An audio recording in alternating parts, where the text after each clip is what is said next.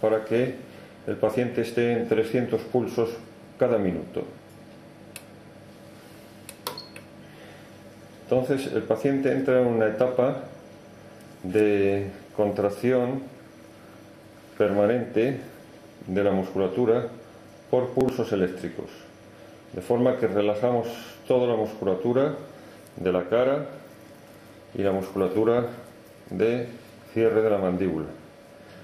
Esto lleva a un estado de fatiga muscular y esto nos permite obtener una posición de referencia, la res position o posición de reposo de la mandíbula, que es una posición en la que la mandíbula por su propio peso cae sin que haya un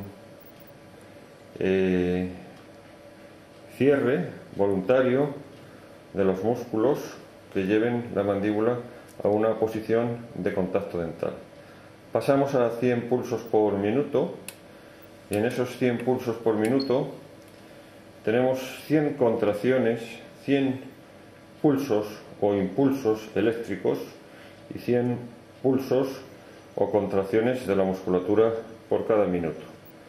Esto permite darle a la mandíbula, a la musculatura de la mandíbula, una situación de reposo, pues después de un pulso de ascenso viene una relajación de la musculatura y el paciente deja caer la mandíbula a la posición de reposo.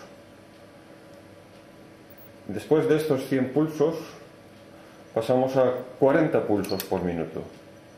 Ahora pasamos a 40 pulsos. Estos 40 pulsos hacen que el paciente relaje aún mucho más la musculatura. Yo quiero que usted relaje, no quiero que junte voluntariamente los músculos.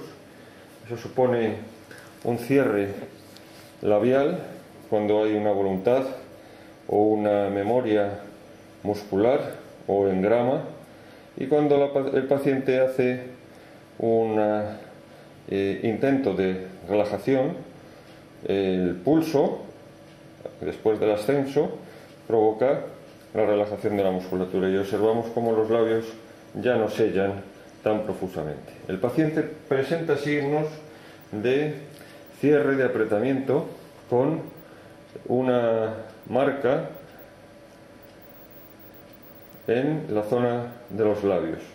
Estas marcas nos detectan también que el paciente tiene la musculatura perioral labial forzada,